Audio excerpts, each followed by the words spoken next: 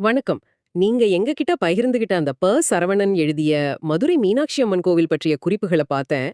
உண்மையிலே ரொம்ப ஆச்சரியமா இருந்துச்சு. அது வெறும் ஒரு வழிபாட்டு தலம்னு மட்டும் நினைச்சிருந்தேன். ஆனா அதுக்குள்ள இவ்ளோ விஷயங்கள் மறைஞ்சிருக்குன்னு தெரியல. இன்னைக்கு அந்த குறிப்புகள்ல இருந்து சில முக்கியமான ரகசியங்கள நம்ம சேர்ந்து அலசலாமா? கண்டிப்பா. அதுதான் அந்த ஆய்வோட நோக்கமே. முதல்ல என் கண்ணுல பட்டது அந்த எண்ணிக்கை தான். சுமார் 33,000 சிற்பங்கள்னு உங்க நோட்ஸ்ல இருக்கு. இதுவே ஒரு மலைப்பான விஷயம் தான். ஆமா, அந்த எண்ணிக்கை பிரம்மாண்டமானது தான். ஆனா அதுல இருக்கிற ஒரு ஆழமான விஷயம் என்னன்னா, அது ஒரே காலகட்டத்து சிற்பங்கள் இல்ல. அப்படிதானே? சரியா சொன்னீங்க. அதுதான் முக்கியம். நாயக்கர் கால சிற்பங்கள் ஒரு விதமா இருக்கும். அதுக்கு முன்னாடி பாண்டியர் கால சிற்பங்கள் வேற மாதிரி இருக்கும். அது வெறும் சிலைகள் இல்ல. அது ஒரு கல்லுல செதுக்குன வரலாற்று புத்தகம் மாதிரி. ஓஹோ! ஒரு கால பயணம் மாதிரி இருக்கு அந்த கோவில். அதேதான். ஒவ்வொரு காலகட்டத்தோட கலைநயம், அவங்களோட நம்பிக்கை, கதைகள்னு எல்லாத்தையும் நாம அந்த சிற்பங்கள் மூலமா நேரடியா படிக்க முடியும். சரி. இந்த 30,000 சிற்பங்கள் நம்ம கண்ணால பார்க்கக்கூடிய ஒரு பிரம்மாண்டம். ஆனா, உங்க குறிப்புகள் கண்ணுக்கு தெரியாத சில ரகசியங்கள பத்தியும் பேசுது. ம். அதுல தான் இந்த ஓசோன் படலம் பற்றிய குறிப்பு வருது. 700 வருஷத்துக்கு முன்னாடி இது எப்படி சாத்தியம்? கொஞ்சம் குழப்பமா இருக்கு. அது ஒரு சுவாரஸ்யமான கேள்விதான். ஆனா, அந்த குறிப்பு அவங்க ஓசோன் படலத்தை அறிவியல் பூர்வமா கண்டுபிடிச்சாங்கன்னு சொல்லல. அப்புறம்? அதாவது, கோவிலோட ஒரு குறிப்பிட்ட பகுதி, கற்றளி மண்டபம்னு பேரு. அதோட கூரை அமைப்பு இருக்கு இல்லையா?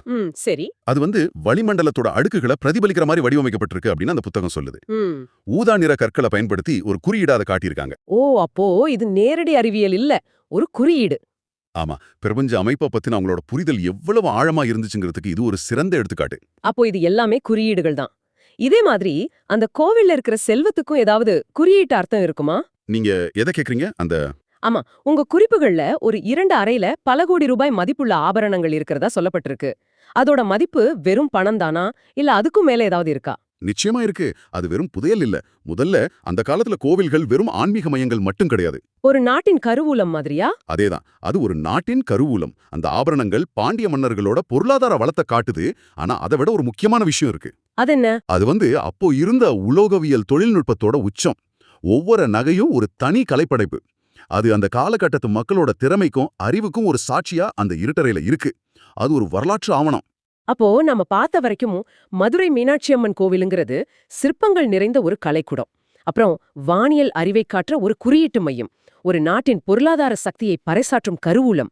ஒரே இடத்துல இத்தனை அடுக்குகளா? நீங்க சொல்றது ஒரு முக்கியமான கோணம். நான் இதுல இன்னொன்னையே சேர்க்க விரும்புறேன். சொல்லுங்க. இந்த குறிப்புகளின்படி இந்த கோவில் ஒரு உயிருள்ள ஆவணம். அது வெறும் கற்களால் கட்டப்பட்ட கட்டிடம் இல்ல. உயிருள்ள ஆவணமா? அது எப்படின்னு கொஞ்சம் விளக்க முடியுமா? அதாவது அங்க நடக்கிற ஒவ்வொரு திருவிழாவும் ஒவ்வொரு சடங்கும் அந்த வரலாற்று புத்தகத்தோட புதிய பக்கங்களை எழுதுற மாதிரி. காலம் போக போக அதோட அர்த்தமும் வளர்ந்துகிட்டே போகுது. அதனாலதான் அது காலத்தால் தொடர்ந்து எழுதப்படும் ஒரு புத்தகம்னு சொன்னேன். ரொம்ப ஆழமான பார்வை. இறுதியா உங்களுக்கு ஒரு சிந்தனை. நீங்க பகிர்ந்த இந்த ஆதாரங்களோட அடிப்படையில நம்ம பழங்கால கோயில்கள வெறும் வழிபாட்டு தலங்களா மட்டும் பார்க்காம கலை, அறிவியல், வரலாறு இதோட களஞ்சியங்களா பார்த்தா நாம இன்னும் என்னென்ன ரகசியங்களை கண்டுபிடிக்க முடியும்னு நீங்க எப்பதாவது யோசிச்சதுண்டா?